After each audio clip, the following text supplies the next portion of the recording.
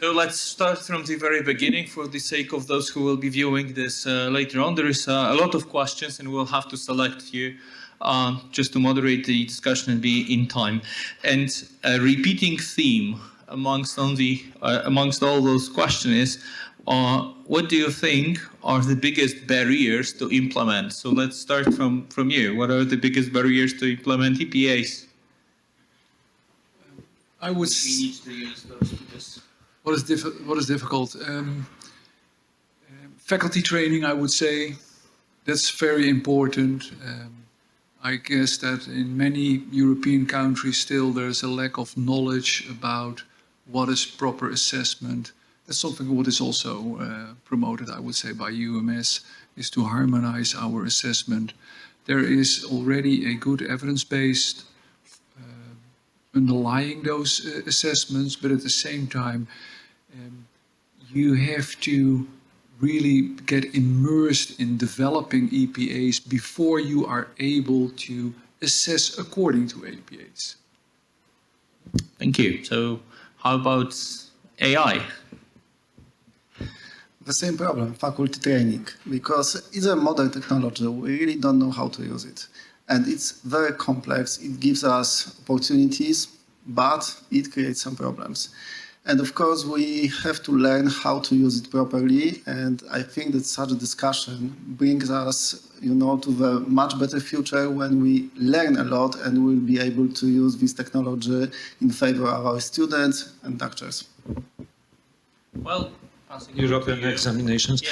What is the biggest problem? Yeah, strawman, I would say. Strawman in such a sense that an effort at European examinations is very often presented that as a proposal to have only one possibility that will be implemented from above by European bureaucracy. It is, of course, absolutely not true. What we propose is voluntary activity. There is plenty of diversity. It is not just saying that we have the only good solution and other solutions are not acceptable. Plenty of solutions that can be adjusted to local needs and to the specialties. But to summarize this, strawmen and strawmen are politicians.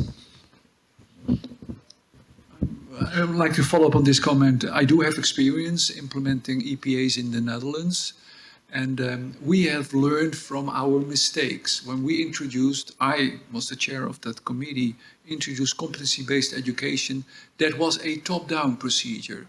You will all change into competency-based education. It took me 5 years, and at the same time, people did not really want to change because what was the evidence underlying competency-based education? So in the end, they all did, and they did what I mentioned. They started commenting only on the scholar role and on the communicator role. We didn't make that mistake with the EPAs. When we introduced the EPAs, for instance, we had 3 medical specialties: internal medicine, gynecology, obstetrics, and pediatrics. And they set up a committee in which they had trainees and supervisors together come up with designing EPAs. When we had designed our EPAs, we piloted the EPAs. We tried them. We tried them in academic teaching hospitals, in non-academic teaching hospitals. And in such a way, we found out what worked and what did not work. So we changed, based upon the feedback, the EPAs again. And then we had a national congress presenting those EPAs, and we had a toolbox. So everyone could use that toolbox to modify the EPAs for their particular situation. So this was really a bottom-up procedure, and that helped enormously. Yeah, I would add also, and Rake knows this very well because we had discussed this in UMS on many occasions. We always face such question. Okay, so when finally European Commission will say that there is this European training requirement and so on, so on, so on. because then everybody will be obliged to do it. And well, there are different opinions, but I am always against this, because this will really be a kiss of death to our activity and our proposal. It is very well done on voluntary basis. It can be done. It is done, and let's continue this way to convince people, not to really impose anything. Well, we know it very well from the literature on change management that the only way to change people is get them actually involved. Otherwise, you are just forced to impose it on them, and that they will always create resistance. So, moving on to a next topic, which you actually partially touched on. Oh, great, technology. What did you say about technology being an asset and a problem at the same time? Not ask the question, but show the questions. So and now a challenging one. How do you know what you propose is better from what we have now? In very short sentences, because I understand that half of the presentation was a little bit on that. Like, how do we know that what we have, what you developed, like AI or EPAs or the exams, are better than what we have now? Very good question, actually. So first of all, we need a feedback from the users of these technologies. So we have a good feedback, good cooperation with our students, so we know what they need, actually. But of course, it's only part of the answer. Another part is we need some measures of the outcomes. And of course, we can compare the results of students, doctors who use this modern technology with the results and, for example, the curve of learning of people who do not use these technologies. But I can say that it's so tempting, it's so interesting that there is no people who don't really want to use such technologies. Sometimes there are, of course, some barriers.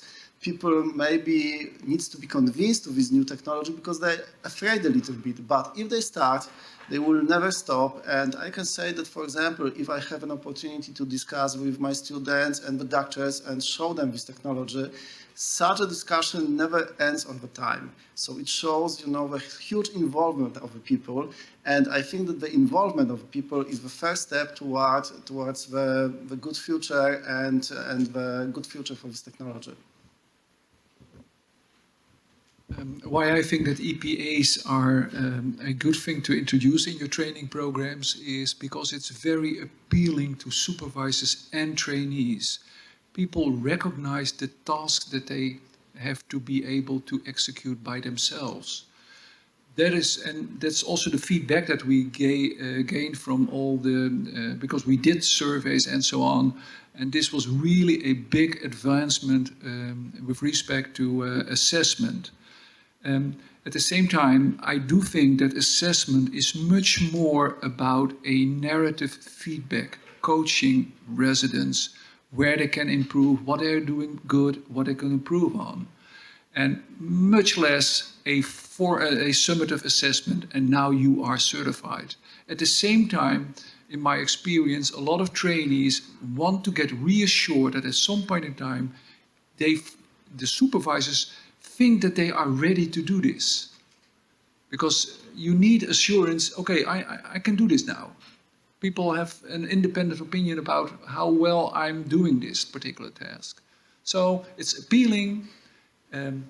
I much more believe in formative assessment, in coaching, and then in the end, everyone, both the supervisor and the resident, know that they will be fit for practice. But then they need that point in time that we say, okay, now you go ahead on your own.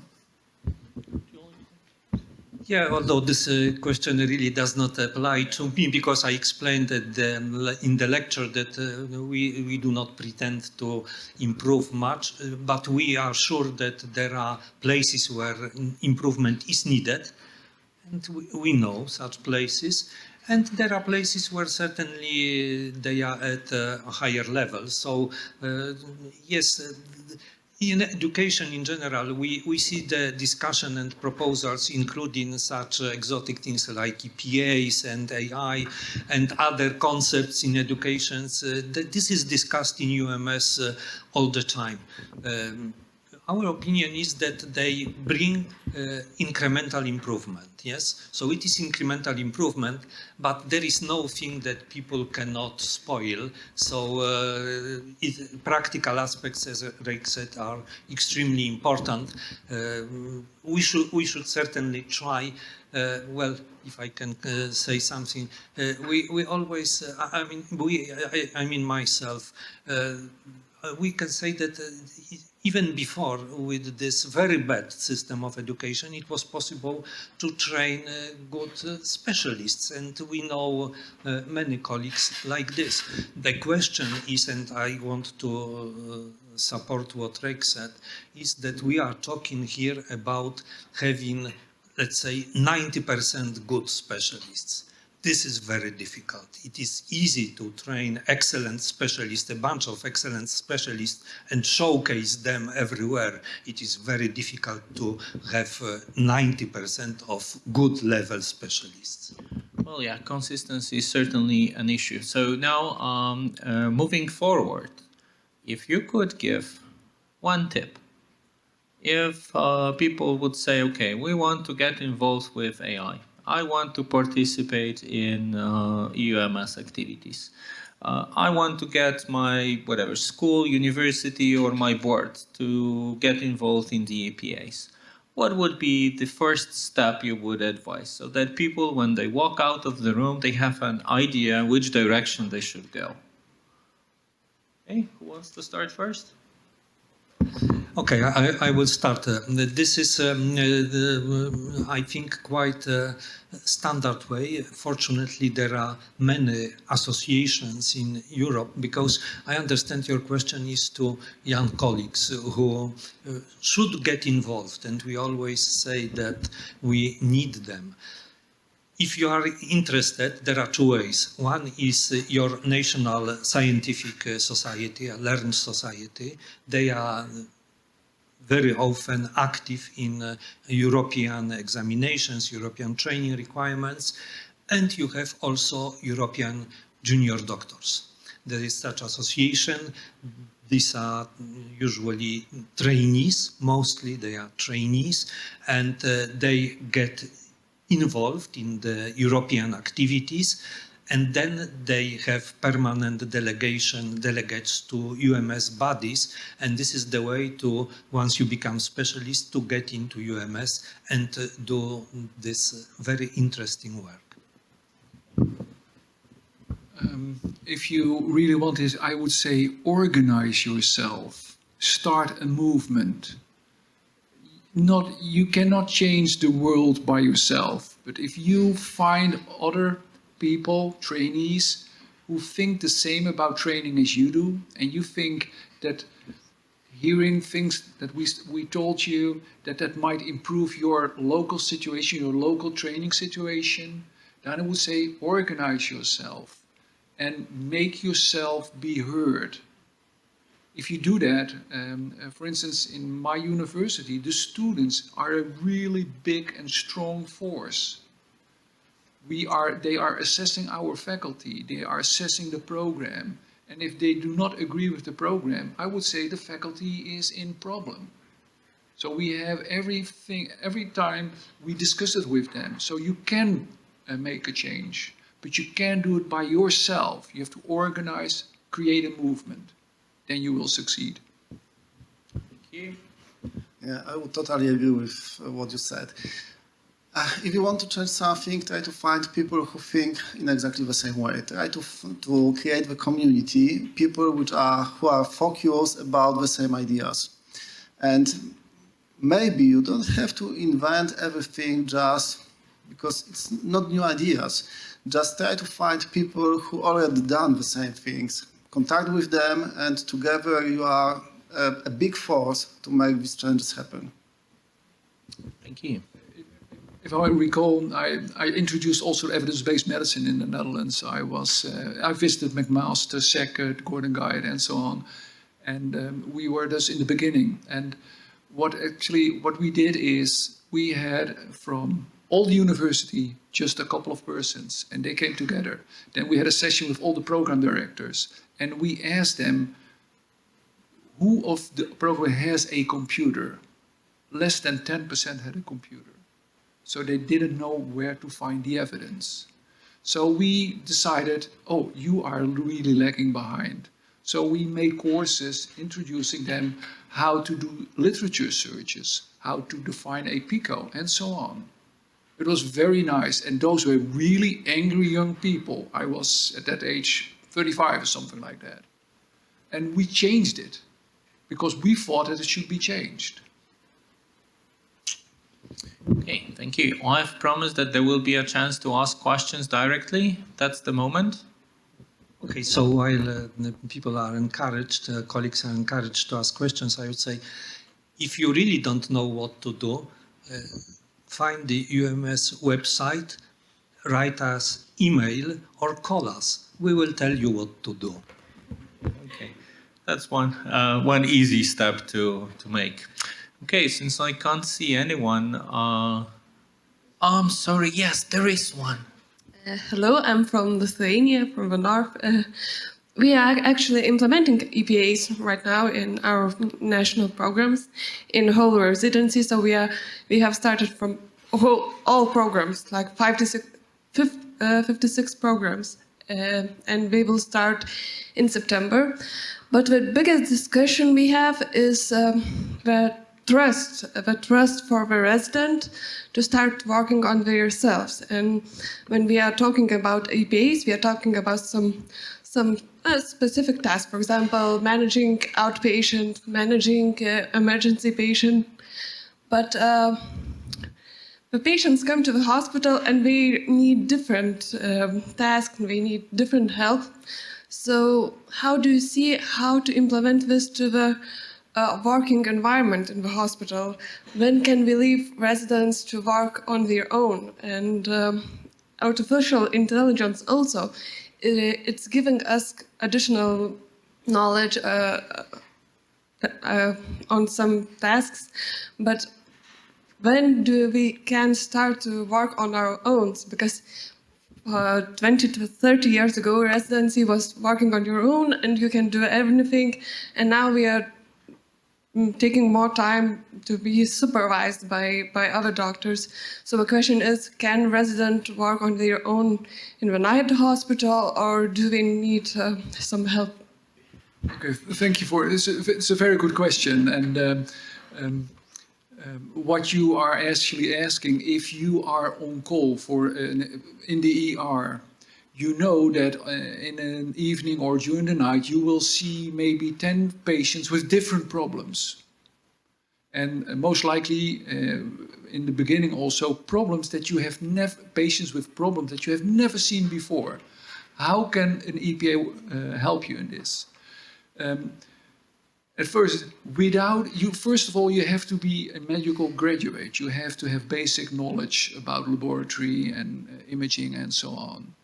The next thing is, which is a prerequisite in my opinion, is for the acute take EPA, or for the emergency EPA, is that you are proficient in the ABCDE approach. What does the ABCDE approach says you? You should safeguard the airways. You may make sure that the patient is breathing. If not, you will start resuscitation, and you should know how to do that. Then you do the circulation, and so on. The whole idea behind this is that you help a patient if you do not yet know what is wrong with the patient. If you can do that and really provide first aid, and you know where the border of your competence is, what you know. You don't know what you don't know, but you know what you know. And if it exceeds your knowledge, then the first thing that you have to do is get someone to help you. As soon as you're able, so I certify residents for acute take as UM in an EPA, is that they have a prerequisite of a ABCD and an advanced life support training, and that they know if the laboratory results are off the scale and the imaging is off the scale, and that they know when to call the supervisor. And in the beginning, what we always do is that the supervisor is in the house as well. You can come up with all kinds of tasks that before you actually grant someone, now you can do it independently. But the first thing is what you always do is you have different supervising levels. So in the beginning, you are working in the ER while I'm there. I see what you do. Then gradually, I'm sitting in the room next door. I will be available as soon as you need me. And depending upon those entrustment levels, that will determine when the time is ripe for you to get the EPA, and you're interested to be on your own in the ER, also during the night. And I'm confident that you know what to do, and especially that you know when to call someone.